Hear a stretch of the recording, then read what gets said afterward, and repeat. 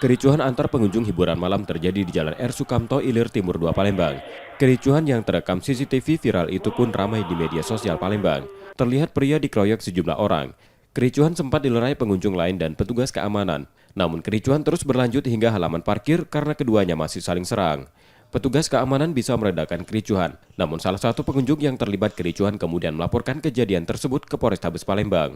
Pelapor tak mengetahui para penyerangnya, karena mereka tiba-tiba mendatangi mejanya saat di tempat hiburan malam tersebut. Tiba-tiba mengepas tangan saya lagi begini, tangan saya dibuang begini ke bawah. Itu kenal bang sama orang? Enggak kenal. Nggak kenal. Sudah ditanya bang alasan pada pelaku itu? Ya dia sudah saya mendekati, saya bertanya, dia pun nggak hirauin bang.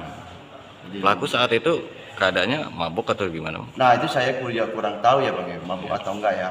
Jadi kita nggak tahu. Kalau kita tanya pun dia nggak menghirauin. Maksudnya habis itu dia balik barang langsung pukul saya.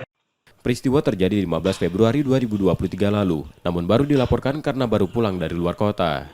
Yudi Kiswanto, Kompas TV, Palembang, Sumatera Selatan.